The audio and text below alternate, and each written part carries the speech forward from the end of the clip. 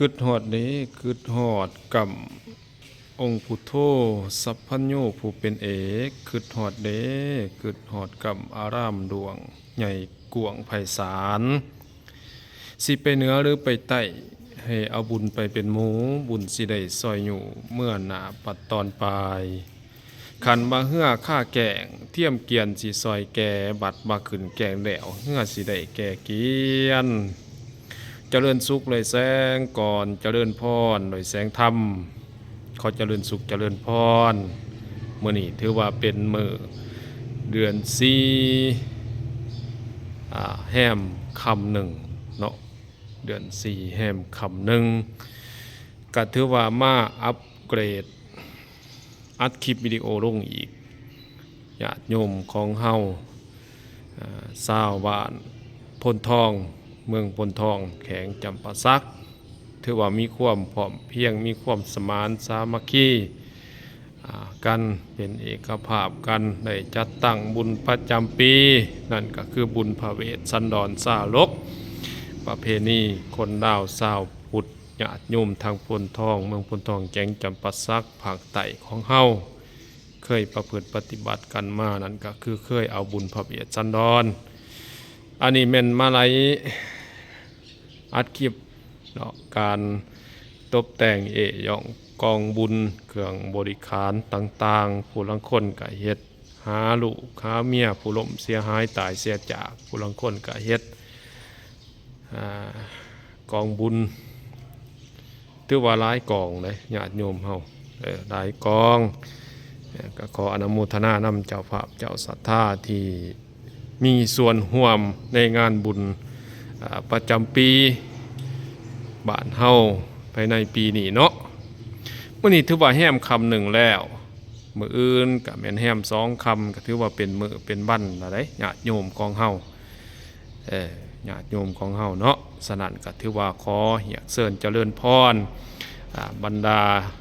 ชาวพุทธศาสนิกชนคนใจบุญใจศรัทธาทั้งหลายบ่ว่าสิอยู่ไกลอยู่ไกลภายในและต่างประเทศก็ดี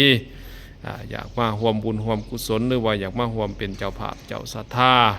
สร้างบุญทำทานนำพี่นำน้องออกตนญาติโยมชาวบ้านพลทองเมืองพลทองแข็งจำปาสักก็ขอเจริญพร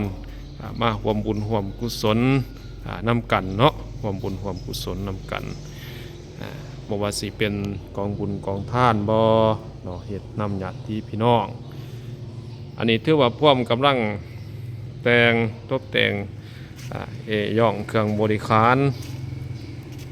เครื่องกองบุญกองทานแล้วก็สำหรับญาติโยมเฮาอยากเป็นเจ้าภาพเจ้าศรัทธาบ่ว่าสิเป็นน้ำดื่มเด้อเนาะน้ำดื่มน้ำส้มน้ำบานเนาะน้ำส้มน้ำบานหรือว่า100ประกอบส่วนนั่นนะเข้าภายในงานบุญสร้างบุญสร้างกุศลนำพ่อแม่ครูบาอาจารย์นำออกตนญาติโยมบ้านพลทองก็ขอเจริญพรเนาะขอเจริญพรมาเป็นเจ้าภาพเจ้าศรัทธานำกันบ่ว่าสิเป็นน้ำดื่มบ่น้ำส้มน้ำบานเพิ่นว่าไปผู้ก็ยังถามหาน้ำนั่นเด้กินข้าวก็ยังถามหาแก้วคำบ่หันเพิ่นกล่าวเนาะญาติโยมเฮาทั้งหลายเฮ็ดบุญเฮ็ดทานก็คือกันได้สนั่นถือว่าขอเจริญพรเด้อขอเจริญพรมาเป็นเจ้าภาพเจ้าศรัทธาผู้ละแพ็ค2แพ็คกาแฟผู้ละทง2ทง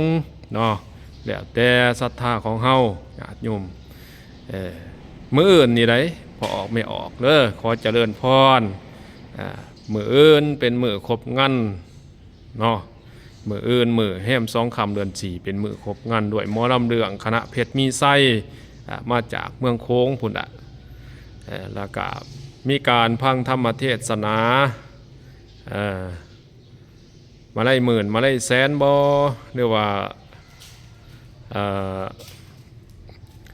ปัญญาปรามีจังสีเนาะสนั่นถือว่าขอเจริญพรญาติโยมมาร่วมบุญร่วมกุศลนำกันเด้อมื้ออื่นนี่เด้อ